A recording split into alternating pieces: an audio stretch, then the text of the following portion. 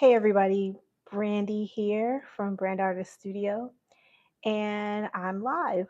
Um, I wanted to come on here today because I am nearing the end of this large collage piece that you see, and I think I'm ready to put in the background. Now, the last piece I did the background first, and then decided to like put the image and collage on top of that.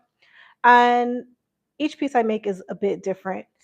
I wanted to see if I would get a different reaction or response to my work process if I started with the actual figures first and then did the background. Like let the figures tell me what color background or what details in the background it needed. So I'm nearing the end of the figure work back here, and I'm ready to begin looking into background colors. Now, while I was making this piece, I'll just turn the camera around. You can see what I'm working with.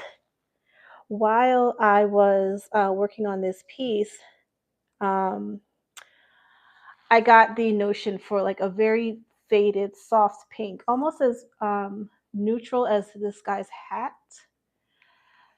But since this piece is supposed to represent gestures of community, and this particular gesture or posture is love, and I wanted to have, since his arm and sleeve is kind of like fiery red, I thought that maybe like a very soft pastel type of pink would be nice to offset the brown skin and really kind of allow it to be background and not take away from the figures. So I'll show you two references that I have that kind of inspired.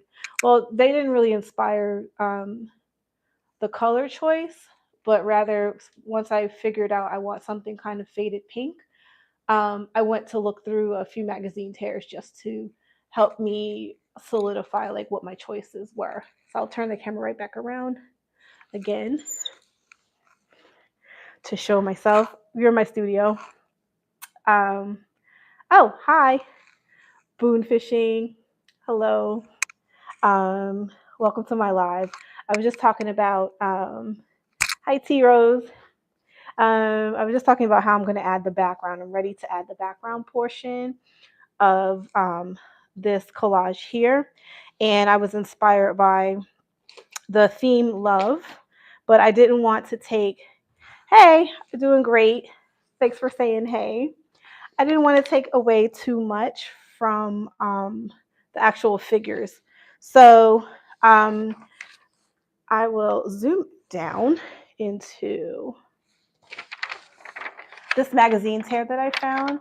And you see how like really, really light pink um, this writing is. I kind of want to go for that. My second choice was like, if I'm going for something very vibrant, this is a bit more in the hot pink family, which I can make that too. One of my favorite things to do is color matching. And it's kind of like a mental gymnastics of trying to figure out which amount of what color you need to kind of tweak. But you can see like once it's up against the dark pink, this kind of looks white, right? But if I just leave it by itself without having that other pink there, it's back to looking more of a neutral with just a tint. So I'm actually going to go for this today. And I'm going to use acrylic paints. And because I need such a large amount, I recycle everything. So that's funny. I'm going to use this Greek yogurt container because I feel like I need to make a large quantity. This canvas that I'm working on behind me is about 48 by 60 actually. It's quite large. So I'm going to make a large batch of paint once I get the colors right and then seal it, because I'll probably not finish this tonight. And I'll be working on it, but I still want to keep that color. Oh, thank you, Candy, the long-tailed lynx. Says I'm very underrated. Thank you so much.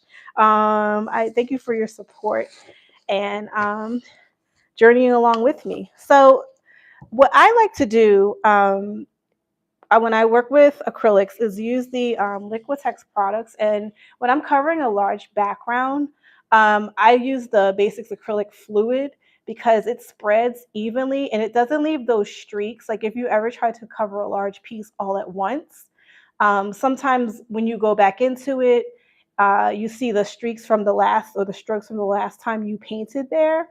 And I feel like this is pretty self-leveling, meaning like um, it dries super flat.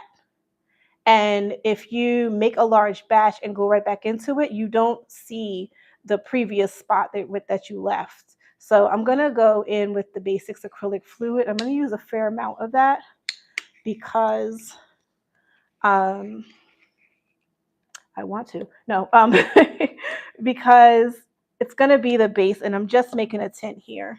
So this is how it kind of pours out. It's really, really fluid.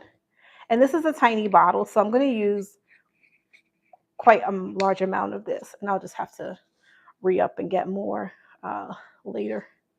So a large quantity of that is going to go into here. And I'm going to do a little bit of amount there. And since I know I want it to be a warm pink, I do have another one. And this is called Unbleached Titanium, which is a nice starter if you're just trying to go neutral and you know that already.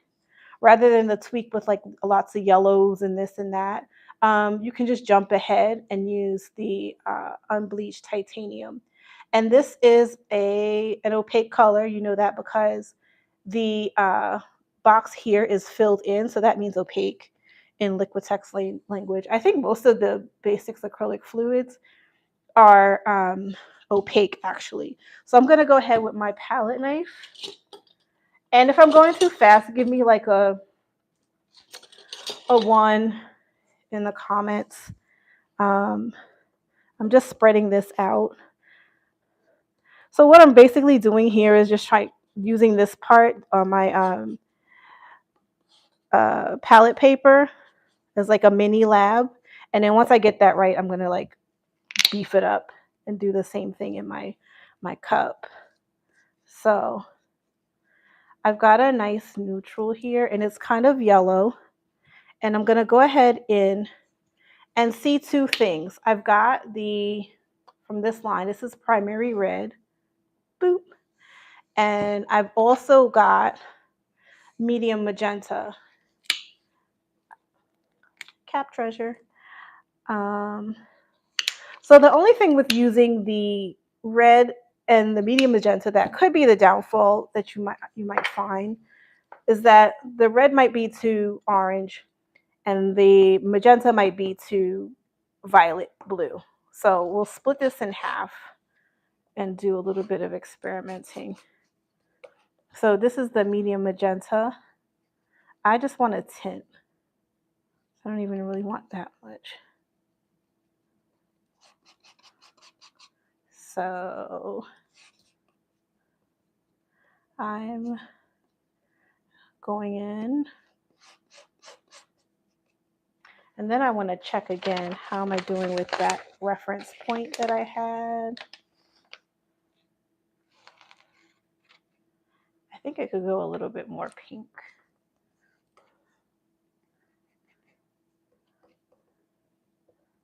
Just a little. Because I want it to still feel quite warm. And I'm going to check one more time. Let's see. What do y'all think? I feel like I kind of got it. Pretty happy with that. But I'm going to go ahead and do the other side because I just need to see. And I already put out all that paint, so. Okay, let's see. This is the primary red into that mixture that I made.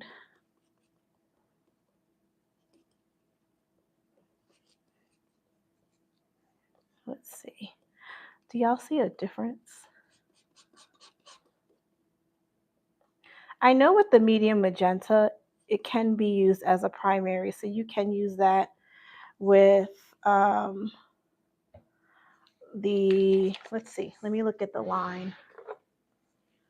I think if you use light blue permanent and medium magenta, you can get some decent secondary colors with this. So that might be a reason why the medium magenta is not too much of a difference.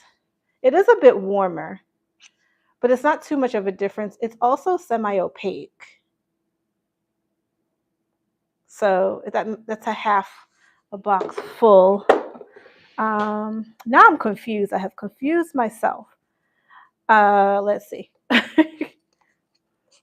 I'm going to go back to that painting then and see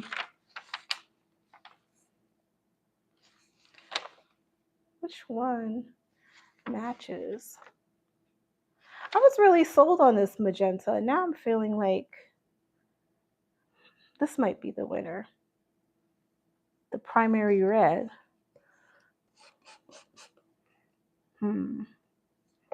Okay, so the way to test this out is I'm just going to get a piece of paper because I don't know.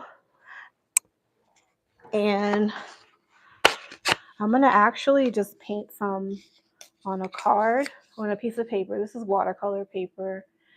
And I'm going to have to test it up against the actual work. So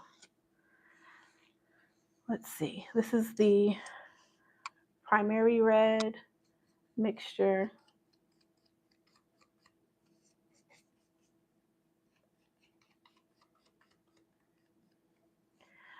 This is when you know you love what you do, because maybe to the average person you'd be like, that's a waste, like just pick one. But I'm gonna go through the motions because I want to see and I want to get the right feeling for me while I work, and I don't want to be really second guessing it once I made a big batch. So let's get these two. I need to mark this. This one was MM medium magenta, and this one was PR primary red mixture. Okay, let's turn around. Let's get everybody focused. Oops. All right, here we are. Okay.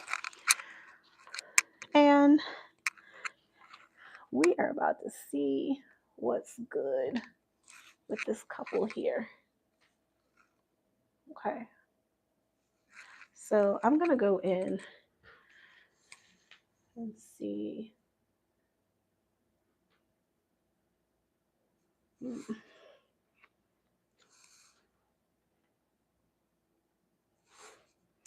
That was the primary red one that I got surprised by. And this one is the medium magenta. Ooh, I don't know. Gosh. Okay.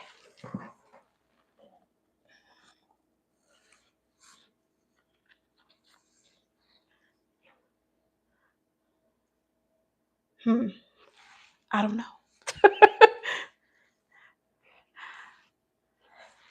It's like that scene in Devil Wears Prada when she's like, they're so different. And then Miranda just like laid out on on Emily. I mean, not Emily, Andrea. So I feel her on that one. Like, it's so different. I just don't know. Like, what do I want to feel? I think I still like this medium magenta one. You know what? It's also acrylic paint, so I can always go over with a thin layer and start glazing if I'm not happy with what my first choices were. So I think I'm going to make a large batch of this medium magenta. If anything, I can warm it up with that primary red or add a little bit of yellow or maybe a tiny bit of orange into it just to kind of like backtrack of what I did initially. So let's try to make a big batch of that. All right. So I'm going to zoom out so maybe y'all can see.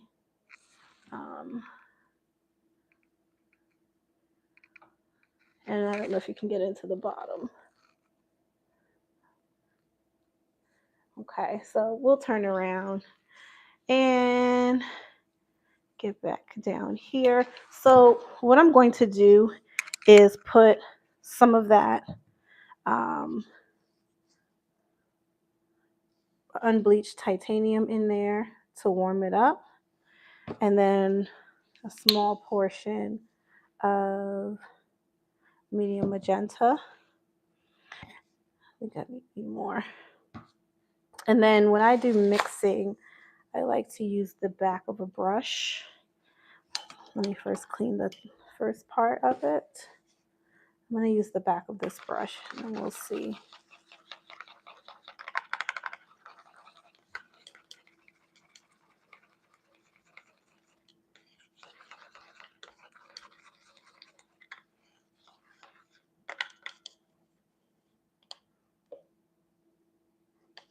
A little bit more.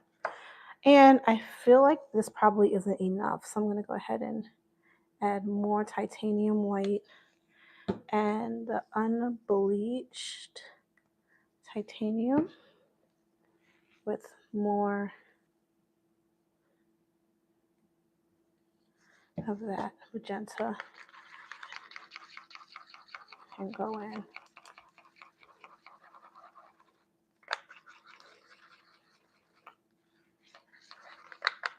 And you want to mix real good because you don't want any pockets of that magenta popping back in.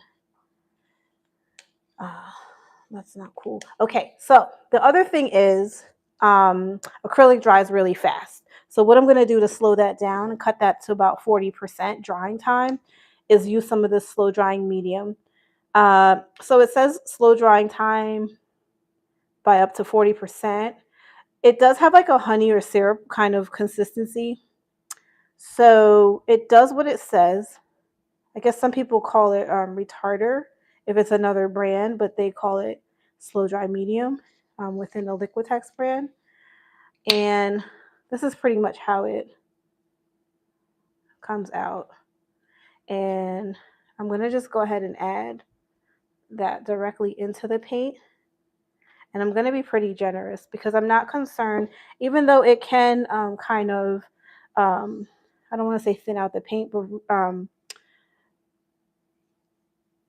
reduce the viscosity, meaning the thick and thinness of it. So it'll make it a bit thinner, but not watery. So you don't lose the pigment. It's going to make it feel a little bit more syrupy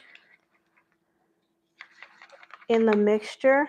But as you paint, you'll notice you have a little bit more rebound time to blend. So if you're ever trying to blend and you're using acrylics, but you like the feeling of oil, then go ahead and drop some of that slow dry medium in there.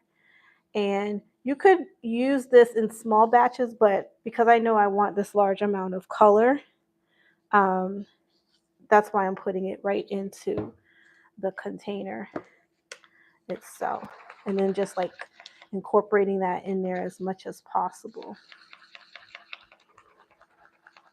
Okay. So, and then it's easy to wipe off. I don't use the palette knife to mix the paints in because I feel like it's doing more scratching and not a thorough mix.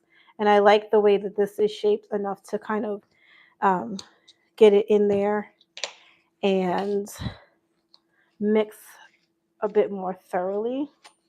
And the brush I'm going to use today, after I wet it, since it's a Basics Acrylic Fluid, I'm going to go with the Basics brush. You don't have to do this, but the feeling, they make the paints go with the brushes for a reason. It's because it's like probably the best application. So this one has like a synthetic feel. It's a number 2 inch. So I can go ahead and generously dip. And let's turn this around. And just as backup for those details, I'm going to have a number 6 round brush.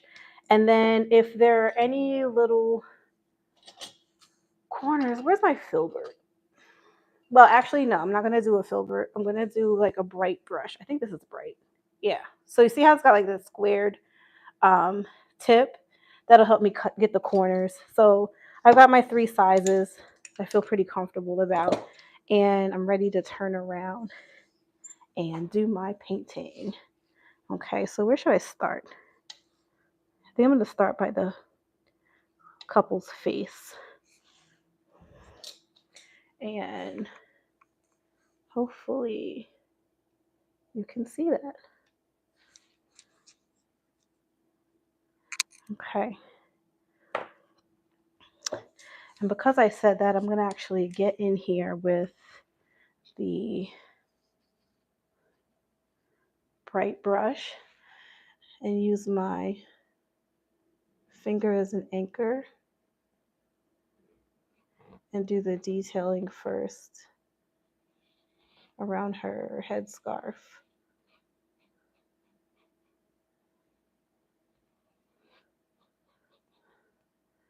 This might even be a first coat of this. It does dry pretty opaque the first time around. But I would say, like, if you have any pencil marks,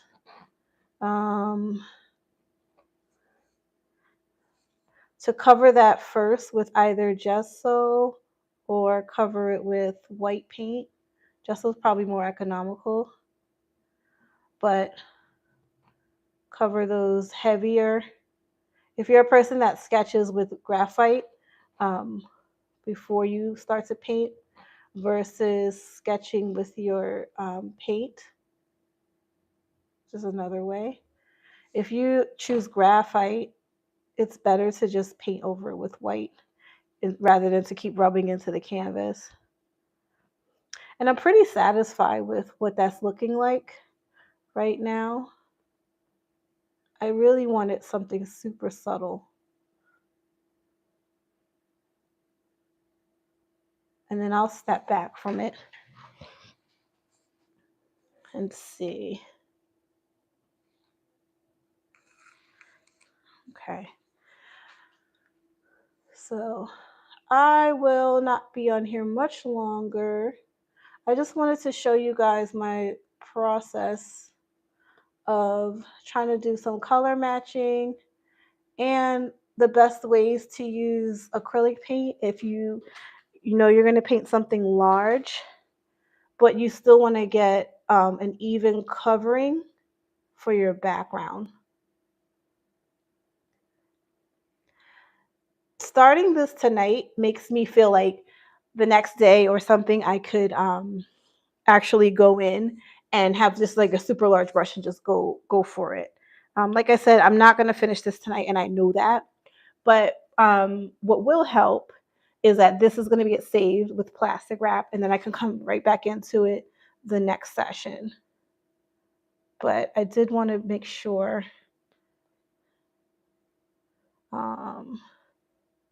I got this started. I am a teacher. I teach in a studio for preschoolers. So I've been teaching almost 20 years. And you always are like learning from your students, especially if you're doing it right. Like you're always learning something for your students, whether you plan for it or not. And I watched this little girl come in and kind of chip away at her work. And every day she said she was going to do a little bit. And it was like 15 minutes of working on the same project every day. And I said, you know what? If she can do that and feel so lighthearted about it, then I owe it to myself to do 15 minutes. And 15 minutes of progression is better than, just thinking about getting artwork done. Because I spent time doing that as well, imagining like, oh, I should do this and this and that. But if it doesn't have to be so grandiose. Like these little motions or little efforts every day can help. Okay, so I just wanted to come on here and introduce myself, to say, hey, live, I'm a real person, I'm not a bot. And B, to just do some color mixing with you all. I'm going to turn the camera